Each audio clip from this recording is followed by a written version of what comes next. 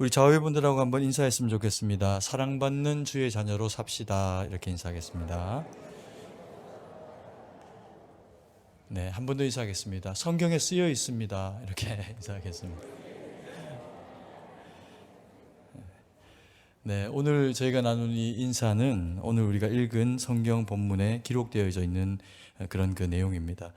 5장 1절에 보면은 그러므로 사랑을 받는 자녀같이라고 이야기를 하면서 우리가 하나님께 사랑받는 자녀다라고 그렇게 성경이 이야기하고 있는 것을 보게 됩니다. 우리가 하나님의 사랑받는 자이다라고 하는 것을 아는 것이 왜 중요할까요? 또 그리고 교회는 왜 하나님의 사랑받는 자들의 모임이다라고 하는 것을 알고 있어야 할까요? 여기에서 우리의 정체성이 나오고 또 그리고 여기에서 그리스도인의 힘이 나오기 때문에 그렇습니다. 우리에게 사랑을 주시는 이 하나님이 어떤 분인지를 우리가 잠깐 돌아보면 성경에서는 하나님이 창조주시다라고 그렇게 설명을 합니다. 그리고 불러내신 이스라엘 백성들로 하여금 가나안 땅에 들어가기 위해서 모세를 만나실 때 모세에게 자기를 설명하시면서 나는 스스로 있는 자다라고 하는 그런 그 이야기를 들려주시게 됩니다. 하나님이 스스로 계신 분이다라고 하는 것이 이스라엘 백성들에게나 우리에게나 어떤 의미를 가지기에 하나님께서 자기를 소개하라라고 하는 그런 그 이야기를 들으시면서 나는 스스로 있는 자다라고 하는 그와 같은 말씀을 하시게 되는 걸까요? 세상에 있는 모든 대상들, 피조의 그런 그 대상들은 다 어떤 것을 재료로 해서 또 혹은 어떤 것이 다른 것을 생겨나게 하는 그런 그 원인이 되어주면서 세상 가운데 있어지게 됩니다. 예술품도 그렇고 산도 그렇고 들도 그렇고 혼자 그렇게 있는 것이 아니고 하나님이 그 모든 자연의 만물들을 재료를 형성하시고 그리고 빛이 있으라 말씀하시면서 그 이후에 하나님의 말씀을 따라 가지고 그 재료들이 세상의 삼라만상을 이루어내는 그와 같은 모습을 보이게 됩니다. 그런데 그런 세상을 지으시고 우리를 지으시기까지 하신 하나님 아버지는 누구에게도 지은 바 되신 분이 아니라 스스로 계신 분이라는 거죠. 이 스스로 계신 분이 우리를 지으시고 우리를 자녀 삼으셨으니 이게 얼마나 우리에게는 감사해야 할 일이겠습니까? 세상의 어떤 높은 산도 또 깊은 바다도 또 어떤 짐승이 어떤 힘을 가지고 있건 그들에게 그와 같은 재능과 모양을 주셨어도 하나님이 그들에게는 절대로 주시지 않고 우리에게만 주신 것이 있습니다. 그게 뭐냐 하면 하나님의 형상이라고 하는 거죠. 그래서 우리 인생을 보면은 우리를 통해서 하나님의 모습이 일정 부분 보이게 되는 그와 같은 은혜를 가지게 되어 있습니다. 우리가 산이 높으니 하나님이 참 높은 분이구나. 바다가 깊으니 하나님은 얼마나 깊은 분일까. 이렇게 생각을 할 수는 있지만 그와 같은 그런 그 자연 만물들을 보면서 하나님의 인격과 하나님의 성품이 어떠하실지를 알 수 있는 길은 사실은 없습니다. 그래서 하나님이 비록 우리가 작은 인생의 모습으로 지은 바 되었지만 그 모든 것들을 다 지으시고 난 이후에 우리 인생으로 하여금 그것들을 다 다스리게 하시면서 그러면서 주신 것이 하나님의 말씀, 정복하고 다스려라 라고 하는 말씀과 지위를 주시고 그럴 수 있는 자격으로서의 모습을 우리 가운데 형상으로 불어넣으면서 누구이든 그가 하나님의 말씀과 뜻 가운데 순종하며 서 있으면 하나님의 형상이 보여지는 대상으로 하나님이 우리를 지으시게 된 겁니다. 그러니까 우리가 하나님이 이와 같이 높으신 분이니 이런 하나님의 사랑받는 자다라고 하는 것이 우리에게 가지는 그 의미가 얼마나 크겠습니까? 우리는 하나님의 자녀일 뿐만 아니라 자녀인데 어떤 자녀라고 이야기합니까? 사랑받는 자녀다라고 그렇게 성경이 이야기를 하고 있습니다. 그러면 우리에게 하나님의 사랑받는 자녀이기 때문에 우리에게 기대하고 계시는 하나님의 그런 그 기대는 무엇이고 우리는 무엇을 통해서 하나님 영광 돌리는 모습으로 설 수 있을지 우리가 주시는 말씀을 마음 가운데 새기면서 우리가 이 말씀을 함께 바라보는 시간을 가지겠습니다. 첫 번째로 사랑받는 자녀로 살기 위해서 하나님이 우리에게 원하시는 것은 너희는 하나님을 본받는 자가 되라라고 하는 말씀입니다. 1절 말씀인데요. 같이 한번 읽도록 하겠습니다. 그러므로 사랑받는 자녀같이 너희는 하나님을 본받는 자가 되고. 사랑받는 자녀에게 나타나는 것이 어떤 것이냐면 사랑받는 티가 나는 겁니다. 사랑하는 대상들에게는 그 사랑을 흘려보내는 대상에게서 말도 또 행실도 인격도 전달이 되어지는 그런 이제 증거가 나타나겠죠. 그리고 하나님을 사랑하는 자는 그 모습 가운데 하나님의 형상이 더 많이 보일 수밖에 없는, 하나님을 닮을 수밖에 없는 그런 대상이 되는 겁니다. 우리가 가까이 지내는 친구나 혹은 또 내 자녀나 그런 그 대상들이 어느 날 갑자기 예뻐 보이거나 혹은 멋져 보이는 겁니다. 그러면 그의 그 일신상의 변화가 있는 경우들이 많겠죠. 뭐 좋은 직장을 들어가거나 혹은 좋은 학교를 들어가거나 그 아이가 자존감이 높아지는 어떤 상황을 맞이하게 될 때 우리는 그 사람이 뭔가 특별한 일이 있는 것 같은 모습을 이야기하지 않아도 기대하게 되는 순간이 있습니다. 그런데 그런 어떤 특별한 어떤 상황이 아니어도 우리가 내가 아는 형제가 멋져 보인다, 그래서 당신 요즘 참 멋져 보입니다, 이렇게 이야기하거나 혹은 우리가 아는 어떤 자매가 자매님이 요즘 참 예뻐 보이네요 라고 할 때 뒤에 이렇게 꼬리표처럼 달고 이야기를 하게 되는 내용이 어떤 거냐 하면 요즘 연애하지 혹은 요즘 누구랑 사귀지, 이제 이런 얘기들을 하게 되는 경우들이 있습니다. 그러면 그때 왜 사람은 달라 보이는 그런 모습을 가지게 될까요? 누군가에게 사랑을 받고 또 그리고 나도 누군가 사랑할 대상이 생겼다라고 하는 것이 우리가 어떤 사회적인 지위의 변화를 가지는 것보다 우리의 내면에 어떤 에너지를 가지고 그리고 또 그 에너지를 발산하게 되는 계기가 되기 때문에 그렇습니다. 그래서 이 사랑이라고 하는 에너지는 굉장히 역동적인 에너지를 가지고 있는 거죠. 신앙생활도 마찬가지입니다. 우리가 하나님께로부터 사랑을 받았다라고 표현할 때 하나님이 우리에게 사랑을 나타내시는 것, 그것을 우리식의 표현을 하면 우리는 은혜 받았다, 하나님이 우리에게 은혜를 주셨다, 이런 이제 표현을 하게 되는 경우들이 있습니다. 말씀을 통해서 은혜를 주시면서 우리의 생의 삶의 모습이 바뀌어지기를 요청하실 때가 있고, 또 기도할 때 어려운 상황 중에 있는데 하나님 앞에 간구하면 하나님이 그 기도를 들으시면서 우리에게 은혜를 주실 때가 있습니다. 그 은혜를 받게 되면 우리 가운데 나타나는 모습이 또한 은혜로운 거죠. 뭔가 특별한 일이 있는 것 같은 겁니다. 왜 그럴까요? 내가 하나님께로부터 사랑을 받고 있고 사랑을 받고 있다고 확신하고 있기 때문에 그렇습니다. 그래서 이 사랑의 집중 포화를 받게 되면은 사람의 사랑이든 혹은 하나님의 사랑이든 사랑은 일하면서 한 대상을 바꾸기도 하고 더 온전한 모습으로 세워가는 그런 그 현상들이 나타나기도 합니다. 우리가 오래 사랑을 하고 있는 연인들을 보면요, 경우에 따라서는 그 모습이 닮아 있는 경우들을 만나게 됩니다. 그래서 우리가 결혼을 하는 그런 그 신랑 신부들을 이렇게 만나게 되면 저는 이제 자주 만나니까 그런 그 생각들이 들 때가 있습니다. 하나님이 닮은 사람들끼리 만나게 하시나? 이제 이런 생각이 들기도 하고, 그리고 이제 물어봅니다. 두 분은 어떻게 이렇게 많이 닮았나요? 이렇게 이제 물어보면 그런 그 결혼을 앞두고 있는 그런 그 대상들이 주로 하는 말이 사람들이 참 많이 그렇게 이야기합니다. 온누이라고 이야기하는 경우도 많습니다. 이제 이렇게 이야기를 하기도 하더라는 거죠. 제가 대학을 다닐 때 잊혀지지 않는 제가 살았던 그 동네에 식료품 가게를 하셨던 그 사장님이 떠오릅니다. 모습도 생각나고 지금도 만나면 알 것 같습니다. 이제 한 20년 이렇게 시간이 지났음에도 불구하고 알 것 같습니다. 왜 그분들이 특별히 그렇게 기억이 나냐 하면 제가 이제 그쪽 동네로 이사를 가서 그리고 음식을 사기 위해 가지고 그렇게 이제 그 식료품 가게로 자주 갔기 때문에 기억이 나는 것도 있지만 갈 때마다 제가 한 3, 4개월 동안에 머릿속에 항상 떠나가지 않는 그런 그 생각이 있었습니다. 뭐냐 하면 아니, 이분들은 두 분이 어떻게 이렇게 닮을 수가 있지? 이제 이런 생각이 드는 겁니다. 머리가 하얀 정도, 그 다음에 눈매, 그리고 주름진 모습과 입모양과 웃을 때는 특히 더 똑같은 모습을 나타내 보여주는 겁니다. 그래서 제가 견디다 한 4, 5개월 됐을 때 그 두 분에게 물어봤어요.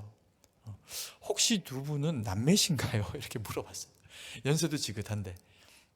그랬더니 그분들이 하시는 말씀이 이제 웃으면서 저희는 부부입니다. 이렇게 이야기하시더라고요. 부부가 사실 따지고 보면 피 한 방울 섞이지 않은 남이었다가 함께 만나게 된 대상인데 그렇게까지 어떻게 그 쌍둥이들처럼 닮을 수 있을까라고 하는 그런 그 궁금함이 생기는 그런 그 상황에 제가 물어봤던 거죠. 그런데 세상적으로도 이런 이제 모습들이 어떤 뭐 한 대상에게만 특정해서 그렇게 일어나는 일이 아니라 부부가 오래 살다 보면은 닮게 되는 것이 사실이라는 겁니다. 그걸 이제 과학적으로 조금 연구하고 그리고 예전에 TV에서 나왔던 그런 그 이야기들 중에 이런 이야기가 있더라고요. 부부가 또 사랑하는 사람이 서로 간에 어떻게 이렇게 닮을 수 있을까? 함께 서로 바라보면서 1년을 살아가고 5년을 살아가고 10년을 살아가고 평생을 살아가게 될 때 서로가 바라보면서 같이 웃게 될 때 함께 웃음에 쓰여지는 근육의 위치가 비슷하게 된다는 겁니다. 또 슬퍼서 울게 될 때도 같은 상황일 때가 있겠죠. 그러면 서로 마주보고 있는 그 대상이 항상 웃을 때도 울 때도 무언가를 판단하고 할 때도 서로가 서로를 바라보면서 유사한 근육을 사용하기 때문에 이게 시간이 지나면 근육 조직들이 비슷해져 가지고 닮을 수밖에 없다라고 하는 이야기를 TV에서 나온 것을 본 적이 있습니다. 우리가 한평생을 살아도요, 때로 웃을 일이 있어서 함께 웃다 보면 그러면 같이 근육이 발달하면서 그 운동 에너지로 닮게 되겠죠. 우리가 또 화가 나는 순간에 서로에게 대해서 화를 내게 될 때도 한 사람은 기분 좋고 한 사람은 화가 나지는 않을 겁니다. 대부분은 화가 나면 같이 화가 나게 되는 상황을 맞이하게 될 텐데 그때도 마주보면서 같은 근육을 쓰게 된다는 거죠. 왜 우리가 그래야 될까요? 그것은 사랑하는 사람이기 때문에 그렇습니다.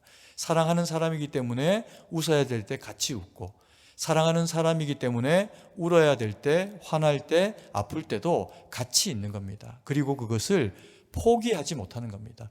그 포기하지 못하는 시간을 사랑 때문에 같이 보내게 되면 그 모습이 함께 눈매와 입모양과 심지어 코 모양까지도 닮아가게 되는 그런 사랑이 그 안에서 우리의 모습을 닮게 하는 역할을 하게 되는 거죠. 성경이 우리에게 이야기합니다. 에베소서를 통해서 바울은 우리에게 너희가 그리스도로 옷 입은 새 사람이다 이렇게 이야기합니다. 그런데 여기서 말하는 새 사람은 뭐 다른 특별한 대상으로서의 우리의 모습이 바뀌어지는 것, 그것을 이야기하는 것이 아니고 우리가 그리스도 예수 안에서 주님의 사랑을 받았더니 우리의 존재의 가치가 새롭게 되어진 것을 나도 알고 하나님도 아시고 남도 알게 됐다는 겁니다. 그래서 이 세 사람에게는 새 계명이 주어진다. 이것은 바울의 이야기가 아니고 예수님의 이야기입니다. 예수님께서 이 땅 가운데 오셨을 때 하나님의 말씀을 선포하고 그리고 병자를 고치시고 그와 같은 공생의 기간들을 보내시면서 그 사역의 끝자락에 이제껏 가르쳤던 이 가르침의 핵심의 가치, 이 내용이 무엇인지를 이스라엘 백성들에게 그리고 제자들과 우리들에게 일깨워 주셨을 때 두 계명으로 그것을 압축해서 설명하신 바가 있습니다. 그 첫 번째 계명이 무엇이었습니까? 하나님을 어떻게 하라? 사랑하라. 하나님을 사랑하되 어떻게 사랑하라? 마음을 다하고 뜻을 다하고 힘을 다해서 사랑하라. 하나님을 사랑하는 것보다도 더 하나님을 존귀하게 여기는 일은 없다. 그래서 하나님을 사랑하라라고 그렇게 요청을 하고 계시는 것을 보게 됩니다. 하나님을 사랑하게 되면 우리에게 나타나는 일이 무엇일까요? 하나님의 말씀을 마음 가운데 받게 되어 있습니다. 말씀이 육신이 되어 오신 주님을 사랑하는 것도 말씀을 받는 겁니다. 그래서 예수님을 우리의 구주로 영접하고 모시고 난 이후에 우리의 모든 인생 전생에는 내 삶의 가치대로 내가 옳다고 생각하는 것을 쫓아서 살아가는 것이 아니라 내게 네가 이러했으면 좋겠다라고 말씀하시는 주님의 말씀에 명령하심을 따라서 살게 되어 있습니다. 그것이 하나님을 사랑하는 거죠. 그렇게 말씀에 순종하며 주님이 생각하시는 것은 어떨 것인가를 마음에 새기고 살아가면 성경의 모든 말씀을 우리가 다 이해하거나 다 암기하여 알 수는 없을지라도 하나님을 사랑하면 주님, 내가 이것을 어떻게 하면 좋을까요? 주님이라면 어떻게 하시길 원하십니까? 라고 물으면 말씀이 육신이 되어 오신 주님이, 그리고 그 이름의 또 다른 이름이 사랑이신 주님이 우리 가운데 말씀하시면서 우리를 주님이 원하시는 그 말씀의 뜻 가운데 세우시게 되어 있습니다. 그 삶이 반복되고 반복되면 어떻게 될까요? 우리가 주님을 닮아가게 되는 거죠. 그래서 너희는 사랑받는 하나님의 자녀이니 너희가 어떻게 하라? 하나님을 본받는 자가 되라는 겁니다. 하나님을 본받는 자가 되는 것은 그래서 말씀에 순종하고 주님의 심장을 우리의 마음 가운데 이식해서 다윗처럼 그 마음이 여호와의 영으로 감동되고 하나님의 마음을 아는 자로 살아가는 것, 그것이 하나님을 본받는 자가 되는 그런 길입니다. 이렇게 우리가 하나님의 말씀을 본받고 마음 가운데 새기고 살아가게 될 때 우리에게서 나타나는 일이 있는데요, 그것을 에베소서는 뭐라고 이야기하냐면 온전함이라고 이야기합니다. 하나님은 완전한 분입니다. 그런데 똑같은 단어인데 우리식으로 번역을 할 때 하나님께는 완전함, 전능함, 이런 의미로 하나님을 설명하게 되고, 우리를 표현하게 될 때는 완전함이라고 표현하기에 우리가 부족하고 연약한 모습들이 많이 있으니 그 완전함을 지향해서 날마다 더 완전해 가기를 원하는 모습으로 우리의 모습을 성경이 뭐라고 규정지어서 해석을 했냐 하면 온전함이라고 하는 단어로 그렇게 해석을 하게 됐습니다. 그래서 하나님의 사랑을 받고 주님을 닮기 위해서 하나님의 말씀을 사모하고 그렇게 살아가는 사람에게는 온전해지기를 원하는 하나님의 일하심과 우리 안에 하나님의 형상을 닮은 온전함이 나타나게 됩니다. 그래서 신앙생활에 연조가 깊어져 가면 우리에게서 주님을 닮아가는 온전함의 이 하나님의 형상이 더 많이 나타나고 더 강건하게 나타나게 되겠죠. 그래서 이것을 하나님을 본받는 자가 된다라고 그렇게 바울이 설명하고 있는 것을 보게 됩니다. 그리고 두 번째로 사랑받는 하나님의 자녀라면 무엇을 요청하고 있나? 너희도 사랑 가운데서 행하라 라고 하는 요청을 하고 있는 것을 보게 됩니다. 5장 2절 말씀인데요, 같이 한 상반절까지만 같이 한번 읽도록 하겠습니다. 그리스도께서 너희를 사랑하신 것 같이 너희도 사랑 가운데서 행하라. 무엇 가운데서 행하라고요? 사랑 가운데서 행하라, 이렇게 요청합니다. 왜 바울이 사랑 가운데서 행하라 라고 그렇게 요청을 했을까요? 하나님을 닮기 위해서는 하나님을 사랑해야 된다고 했습니다. 첫 계명으로 예수님께서 두 계명 중에 하나로 하나님을 사랑해라, 10계명의 1계명부터 4계명까지 이야기를 통합해서 하나님을 마음을 다해 뜻을 다해 힘을 다해 사랑해라 라고 그렇게 요청을 했다면, 두 번째로 바울이 에베소 교인들과 우리에게 요청하고 있는 내용이 뭐냐면 예수님의 명령을 기억하지, 아무리 머리가 나빠도 두 가지 말씀하셨는데 나머지 하나는 기억해야겠지. 그러면서 뭐라고 이야기하는 걸까요? 내 이웃을 어떻게 하라? 내 몸과 같이 사랑하라는 겁니다. 이것이 예수님이 설명하신 두 번째 계명이고 모든 그리스도인들이 마음에 새기고 살아가야 할 가치이며 하나님의 말씀입니다. 근데 이것을 바울이 에베소 교인과 우리들에게 들려주기 좋은 표현으로 이해하기 좋도록, 그럼 어떻게 이웃 사랑을 내 몸과 같이 실현해야 합니까? 라고 하는 부분을 알 수 있도록 설명한 부분이 뭐냐면, 너희도 무엇 가운데서 행하라? 사랑 가운데서 행하라는 겁니다. 사랑 가운데서 행하면 누구에게 이 혜택이 갈까요? 이웃에게 혜택이 가고, 이웃에게 간 이 사랑의 혜택은 결국에는 그 사람의 이웃된 나에게까지 환원되어져 가지고 돌아오게 되어져 있다는 겁니다. 그런데 이 사랑이라고 하는 것은 흐름을 가지고 있습니다. 이 에너지이기 때문에요, 단순히 그냥 뭐 사랑이라고 하는 것이 이게 사랑이다, 이게 사랑이다, 세상에 있는 어떤 물건이 사랑이다, 이렇게 표현할 수 있는 것이 아니라 사랑은 많은 것들에 깃들어 있는 가치입니다. 그리고 그것을 움직이는 에너지, 능력입니다. 그래서 이 사랑은 가만히 있지를 못합니다. 하나님이 사랑이시기 때문에요, 하나님은 가만히 계시지를 못합니다.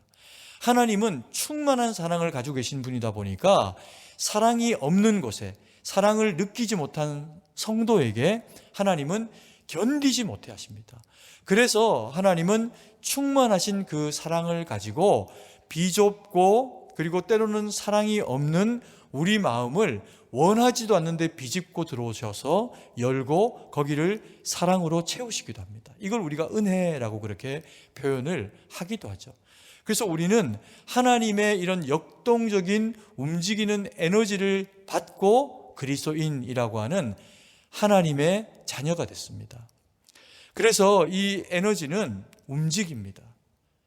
물이 위에서부터 아래로 흐르는 것처럼 계속해서 흐르고 절대로 멈추지 않습니다.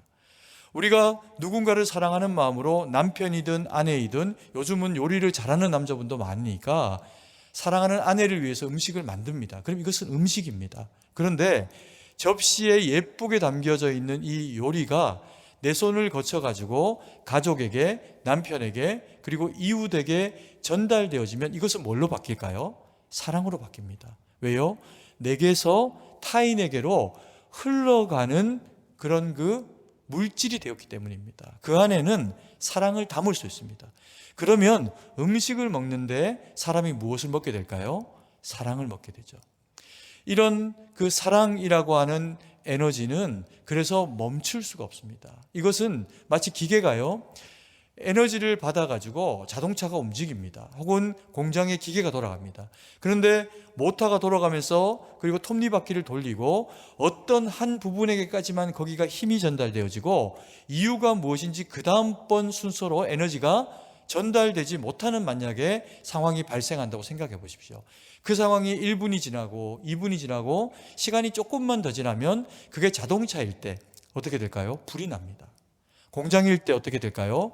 모터가 터지면서 과부하가 걸리면서 그 공장에서 생산할 수 있는 물건이 나올 수가 없게 되는 상황 가운데 놓이게 됩니다. 이게 에너지가 가지고 있는 그런 그 힘입니다. 사람에게도 다르지 않습니다. 사람도요, 음식을 먹고 나면 그 음식을 먹은 것 때문에 움직여야 합니다. 움직일 수 있습니다. 밭을 매기도 하고 누군가를 돕기도 하고 자기가 먹은 에너지를 제로 포인트가 될 때까지 다 소비하는 것이 가장 사실은 건강하게 몸을 유지하는 방식입니다. 쉽지만은 않죠. 그런데 이렇게 몸의 에너지를 먹고 그리고 흘려보내는 것으로 운동 에너지로 쓰지 않으면 시간이 지나면 몸이 점점 더 사용하지 않았는데 아프게 되거나 약하게 되기도 합니다. 그리고 만약에 음식을 먹었는데 너무 좋은 맛있는 음식을 먹었는데 그게 소화되거나 움직이지를 못하고 장의 어느 한 부분에서 딱 멈춰져 가지고 밖으로 배출되지 않으면서 있다고 생각해 보십시오. 이건 정말 큰일입니다. 장이 멈추면 정말 어마어마한 고통이 찾아오게 되어 있습니다. 그래서 에너지는 반드시 움직여야 하고 이 사랑도 누군가에게 먹거리처럼 전달되어지는 힘으로 전달되게 될 때 또 다른 누군가에게 흘러가게 될 때 이 사랑이 가지고 있는 에너지는 굉장히 역동적이어진다는 거죠. 영적인 부분도 마찬가지입니다. 우리가 하나님에게로 받은 에너지를, 사랑을 받고 나면은 그 사랑받은 게 티가 날까요? 티가 나지 않을까요? 티가 납니다. 심지어 나를 돕지 않고 가만히 있기만 하고 혹은 성가대 이 찬양을 하면서 내 옆에 가만히 있기만 해도 은혜 받은 사람의 옆에 있으면 그 은혜가 어떻게 할까요? 흘러갑니다. 놀랍게. 근데 내가 은혜 받지 못하면 옆 사람에게 선한 영향력을 주지 못하는 경우가 생길 수도 있습니다. 그래서 우리는 더욱이 하나님 앞에 깨어서 나의 영적 상태를 바로하는 것을 통해서 사랑을 흘려보내는 그런 그 도구로 사용되어져야 한다는 거죠. 그리고 세 번째로 사랑받는 자녀에게서 나타나는 일, 또 그렇게 살아가려면 어떻게 해야 될까요? 자신을 버려 향기로운 제물과 희생 제물로 하나님께 드리라 라고 그렇게 바울은 요청하고 있습니다. 조금 무섭게 들릴 수도 있고 무겁게 들릴 수도 있는 내용인데 5장 2절 말씀을 같이 한번 읽겠습니다. 그리스도께서 너희를 사랑하신 것 같이 너희도 사랑 가운데서 행하라. 그는 우리를 위하여 자신을 버리사 향기로운 제물과 희생 제물로 하나님께 드리셨느니라. 너희가 사랑받았는데 예수님이 희생 제물로 희생되신 것과 같은 사랑을 받았다는 겁니다. 그냥 추상적인 사랑이 아니라 값을 지불하고 지옥 갈 우리를 예수 그리스도의 보혈의 공로로 예수님께서 생명을 내어주시면서 우리를 구속하셨다는 겁니다. 그러니 너희도 받은 사랑 가지고 어떻게 하라? 사랑하며 살아라 라고 이야기를 하고 계십니다. 그런데 그런 사랑을 표현하기 위해서 그 십자가의 예수님의 우리를 향한 그 죽으심과 그리고 일어나심, 그 모든 것을 뭐라고 설명하고 있냐면, 자신을 버리사 향기로운 제물과 희생 제물로 하나님께 드리셨다, 이렇게 이야기합니다. 그래서 너희도 그와 같이 하라, 이렇게 요청을 하고 있는 거죠. 그러면 향기로운 제물과 희생 제물로 하나님 앞에 드린 이 사랑은 어떤 사랑일까요? 이스라엘 백성들은 이것에 대한 우리보다 훨씬 더 좋은 이해를 가지고 있습니다. 왜 그러냐면 그들은 1년에 하나님 앞에 나아갈 때 자신이 가지고 있는 오로지 원래대로의 모습 가운데 나아갔다가는 큰일 납니다. 대제사장이라도요, 하나님 앞에 자기의 죄를 속죄하지 못한 상태로 나아가면 죽임을 당하게 돼 있습니다. 무서운 일인 거죠. 그런데 이 일을 우리가 죄로 가득한 인생임에도 불구하고 우리가 하나님 앞에 설 수 있도록 하나님께서 예수님을 통해서 하신 일이 뭐냐면, 단번에 드려지는 영원한 대속으로 예수님께서 향기 나는 제물과 향기 나는 그런 희생이 되어주셨기 때문에 우리가 주님 앞에 서게 될 때 우리 아버지 하나님께서 우리를 미쁘게 여기신다는 겁니다. 이게 은혜라는 거죠. 향기로운 제물과 희생이라고 표현될 때 이것을 그럼 우리 쪽에서 이것을 적용하게 될 때 어떻게 바라봐야 할까요? 향기로운 제물은 번제입니다. 제물에 각을 뜨고 나를 대신해서, 원래는 내가 그렇게 벌려져서 죽어야 하는 것이 마땅한 일인데 나를 대신해서 제물이 완전히 각이 떠지고 그리고 하나님 앞에 올려져서 그걸 싹 태웁니다. 근데 그것을 하나님이 어떻게 하신다고요? 향기로운 제물로 받으신다. 그것이 번제입니다. 그런데 하나님은 그러면 고기를 좋아하시는 분인가? 그게 아닙니다. 죄인의 죄가 희생의 제물을 통해서 맑게 씻겨지는 그 과정과 그래서 되어진 결과, 뭘까요? 제물이 희생된 겁니다. 그리고 내 사랑하는 자녀가 다시금 하나님 앞에서 회복되어 살아갈 수 있는 기회를 가지게 된 거죠. 그게 하나님이 보실 때 향기로운 제물인 겁니다. 그리고 희생 제물은 무엇일까요? 이것이 없으면 하나님 앞에 나갈 수가 없습니다. 이것을 하나님 앞에 나를 대신해서 희생으로 드려야 하나님이 받으신다는 거죠. 그러면 이 향기로운 제물과 희생이 우리가 이스라엘 백성들이 아니어가지고 더 이상 제사를 드리지 않는데 어떻게 향기로운 제물과 희생을 하나님 앞에 올려드릴 수 있을까요? 이것은 예수 그리스도의 십자가의 그 사건을 통해 가지고 영원한 어린 양으로서의 제물이 되어진 주님 때문에 끝났습니다. 근데 왜 바울은 이 얘기를 우리에게 여전히 하면서 너희가 향기로운 제물과 희생 제물로 하나님 앞에 드려지는 삶이 되어야 된다, 그렇게 요청을 하고 있는 걸까요? 향기로운 제물이 상징하고 있는 것은 예수님입니다. 예수님보다 더 기쁘게 받으시는 제물은 없습니다. 인류 역사상 단 한 번 드려진 이 예물을 성부 하나님께서 기쁘게 받으시는 것을 통해서 모든 예수님을 믿는 인류의 죄는 해결됐습니다. 그러면 이 향기로운 제물이 지금 우리에게 실현되어지는, 우리가 향기로운 제물로 하나님 앞에 서는 방식은 무엇일까요? 말씀이 육신이 되어 우리 가운데 오신 주님을 배우고, 말씀이 육신이 되어 우리 가운데 오신 주님의 말씀을 사모하는 겁니다. 그래서요, 매일 하는 큐티 가운데, 성경 묵상 가운데, 예배 가운데, 오늘 펴 읽게 되는 이 성경 구절 가운데 하나님이 무엇라도 나에게 주실 말씀이 무엇일까 고민하는 것이 하나님 편에서 우리의 심장이 주님 앞에 향기로운 예물로 드려지는 것과 같은 상태로 주님이 기뻐하시는 일이 된다는 겁니다. 그래서 말씀을 묵상해야 하고, 그래서 참된 예배자로 주님 앞에 서야 한다는 겁니다. 그러면 희생제물로 서는 것은 무엇일까요? 성경에서 이 희생제물이 결과적으로 만들어내는 게 뭐냐면 향기입니다. 하나님 앞에 올려드리는, 죄가 사해지는, 그리고 주님이 기뻐 받으시는 제사가 이루어지는 것. 이게 희생 제물 때문에 되는 거죠. 성경에 신약에서 하나님이 받으시는 향기로운 향기가 있습니다. 그게 뭘까요?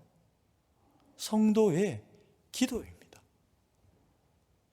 우리가 이 세상 살아가면서 때로 놀랍게 거룩한 어떤 일을 위해서 기도하지 않아도 내 자녀의, 나의 혹은 직장의 이런저런 상황의 곤란함을 놓고 때로는 나의 문제이기도 하지만 내 이웃의 사랑하는 자녀의 문제를 하나님 앞에 내 문제처럼 하나님 앞에 간구하면서 주님 들어주시길 원합니다.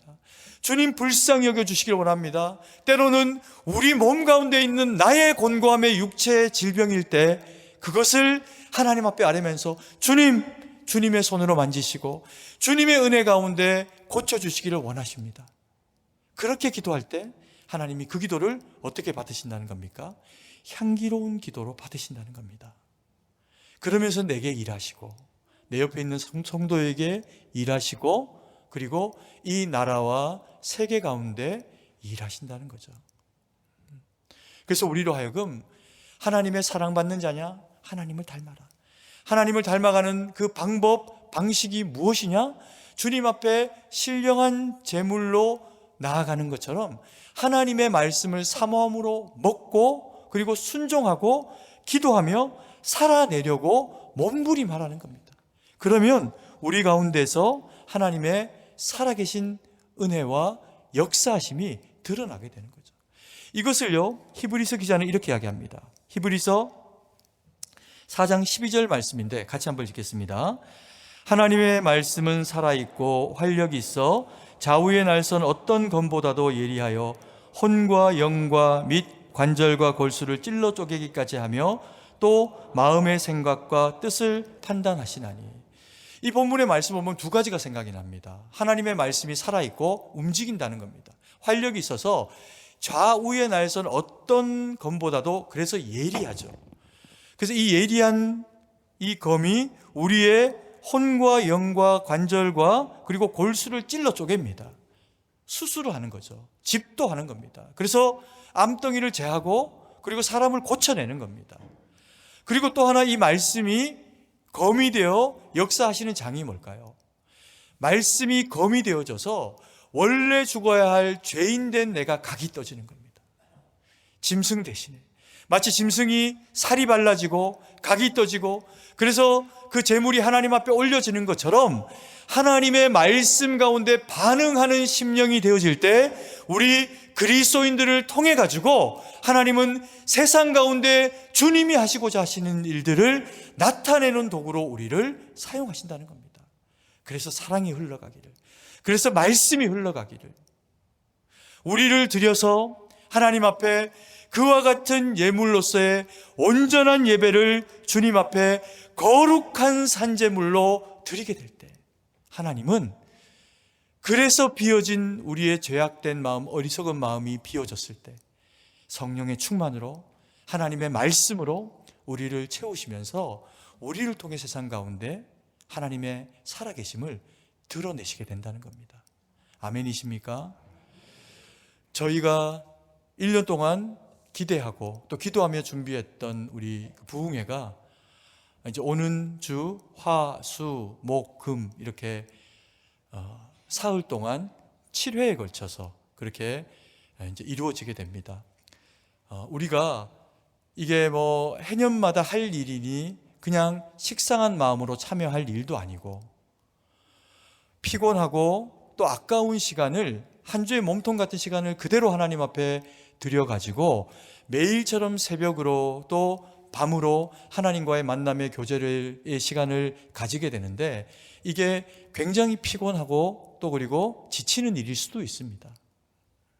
또 특히 이제 저희 성도님들은 연세도 적지 않으시고 그리고 원거리에서 사시기 때문에 왔다가 갔다가 하루에 2번을 왔다 갔다 새벽에도 왔다가 또 그리고 저녁에도 왔다가 또 늦게 마치고 돌아가면 몇 시간 못 자고 나와서 새벽에 또 나와야 되고, 이런 고초들이 있는 것이 사실입니다.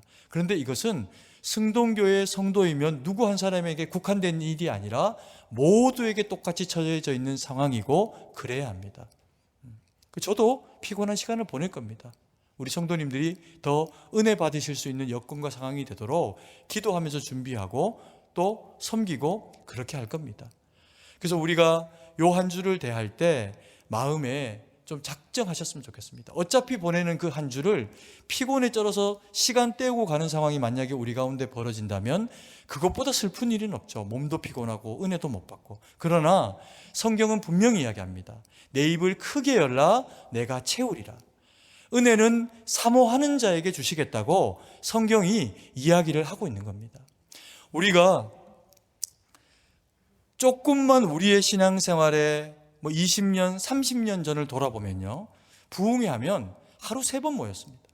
낮에도 모이고 점심도 안 먹고 말씀 듣고 그리고 직장으로 돌아가고, 피곤에 쩔어 있는데 일주일 내에 말씀 사경회라고 해서 말씀도 막 2시간씩 전하고 그랬습니다.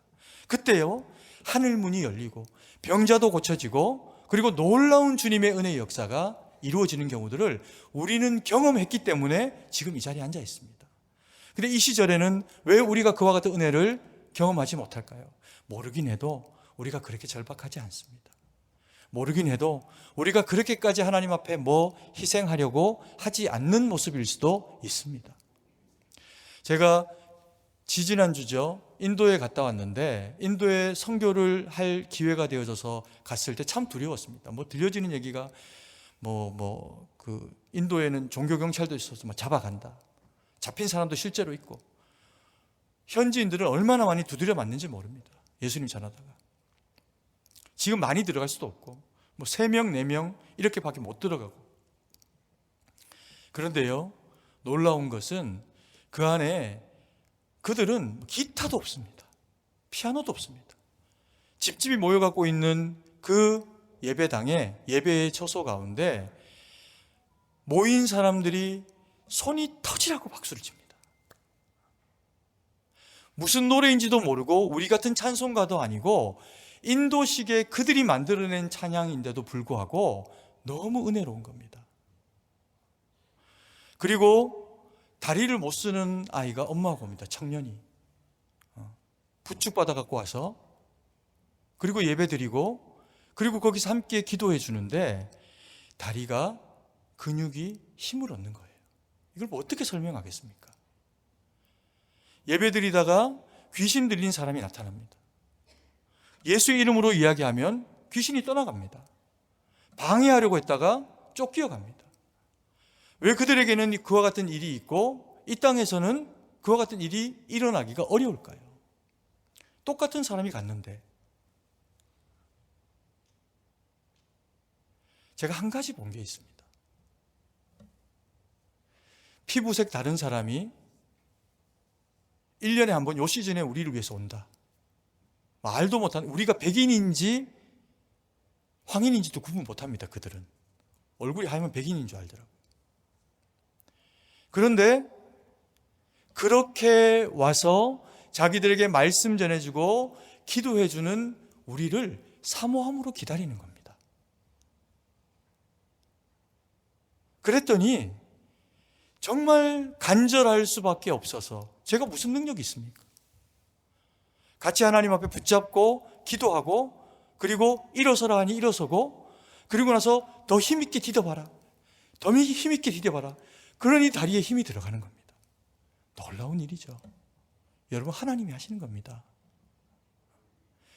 여러분, 부흥회를 1년에 우리가 하는 행사처럼 하지 않기를 원합니다.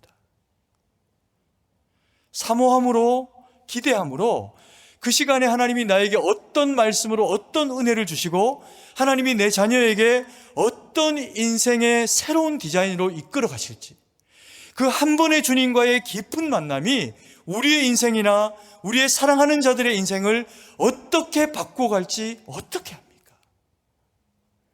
사모함으로 준비하시기 원합니다. 그리고 이 자리에 참석하신 모든 성도님들은 한 분 예외 없이 다 참석하셨으면 좋겠습니다. 아멘이십니까? 아멘이십니까? 아멘이셔야 합니다. 여러분, 은혜는 사모하는 이가 받고요, 예수님을 깊이 만난 만큼의 그 무게의 은혜를 받은 자의 인생이 달라집니다. 그리고 하나만 좀 권면을 드리면, 이번 부흥회를 참석하실 때 저희 교회는 뭐 헌금 강요하는 교회가 아닙니다.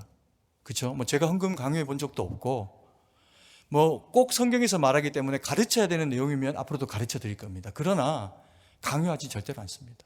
그런데 이번 부흥회를 참석하실 때 조금이어도, 뭐 많은 돈을 헌금해서 하나님이 기뻐하시는 게 아니니까, 우리가 마음을 담아서 10,000원이어도 혹은 1,000원이어도 뭐 100원이어도 내가 하나님 앞에 이것이 드릴 수 있는 것이어서 하나님 앞에 기쁨으로 드릴 수 있는 분들은 작은 정성으로 하나님 앞에 그렇게 준비하셔서 하나님께 드렸으면 좋겠습니다.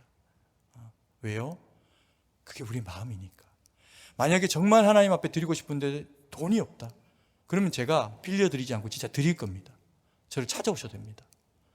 그래서 우리가 하나님 앞에 마음으로 몸으로 모든 것으로 주님 앞에 올려드리는 것을 통해 가지고, 이 부흥회가 우리 인생에 정말 특별한, 이 부흥회가 우리 인생에 어느 때보다도 하나님이 지금 이 순간 주셔야 되는 그 은혜를 반드시 내려주시는 그와 같은 은혜의 때로 함께 보내게 되는 저와 우리 사랑하시는 성도님들 되기를 간절히 소망합니다. 조금만 더 크게 한번 1부 때 2부보다 훨씬 한 3분의 2분의 1밖에 숫자가 안 되거든요. 1부 때 진짜 크게 하셨어요. 그런 은혜를 사모하고 그런 부흥회로 함께 기도하며 준비하기를 간절히 소망합니다. 아멘. 감사합니다. 기도드리겠습니다. 사랑의 아버지 하나님, 은혜와 사랑을 감사드립니다. 오늘도 우리에게 하나님의 생명의 말씀 주시고 주의 뜻 가운데 세워주시고 우리를 통해 하실 일을 알려주시니 감사드립니다. 하나님, 저희가 은혜 받기를 원합니다. 주의 사랑 경험하기를 원합니다.